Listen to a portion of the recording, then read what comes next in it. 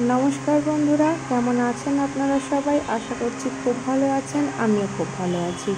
এই গরমে ঘরের মধ্যে আর ভালো লাগছিল না, তো সেই জন্য দুজনে মিলে ঠিক করলাম যে আমরা একটু বাইরে থেকে ঘুরে আসি। তো কোথায় যাব লোকেশন দেখে ঠিক করলাম পাটুলি পার্কে যাব। তো চলুন আমাদের সাথে দেখা যাক আজকে পাটুলি পার্কে ঠিক কী আছে। আমরা পাটুলি পার্কের ভিতরে প্রবেশ করে গেছি।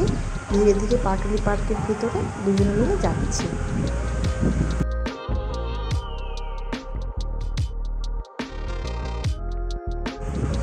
পুরো পার্কটাই আলো দিয়ে সাজানো রয়েছে, খুবই সুন্দর দেখতে লাগছে।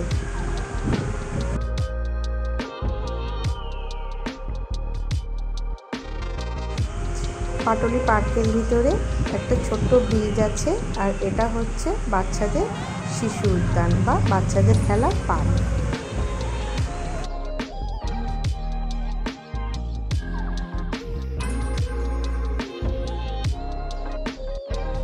পার্কের ভিতরে সুন্দর একটা ঝিল আছে, আর ঝিলের ওপাশে আপনারা দেখতেই পাচ্ছেন বিভিন্ন ধরনের কারুকার্য করেছে, সুন্দর মন্দির করেছে।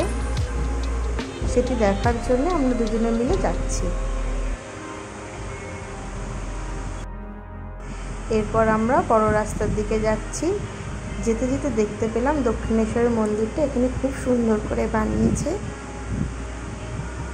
অনেক মানুষই এখানে বিকেলবেলায় সন্ধেবেলায় আসে, গল্প করে, বন্ধুদের সাথে দেখা করে, ঘোরে। তো ঘোরার জন্য খুবই সুন্দর এই পার্কটা।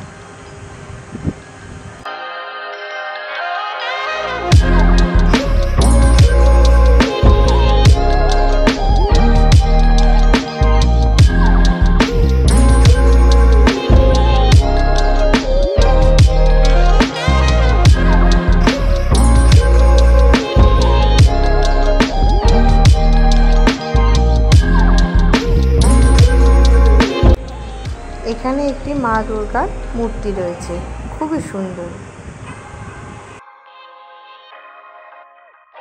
আমি ছোট্ট করে আপনাদেরকে বলে দিই, এই পার্কটিতে আসতে গেলে বাঘাযতীন স্টেশনে নেমে অটো বা টোটো ধরে পাটুলি ঝিল পার্ক বললে যে কোনো অটো বা টোটো আপনাকে নিয়ে চলে যাবে।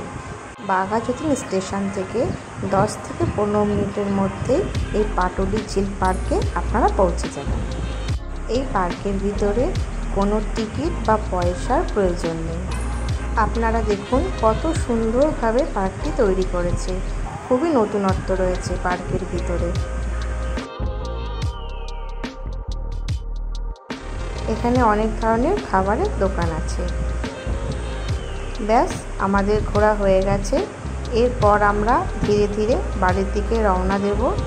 ভিডিওটি ভালো লাগলে অবশ্যই লাইক, শেয়ার, কমেন্ট এবং সাবস্ক্রাইব করে দেবেন।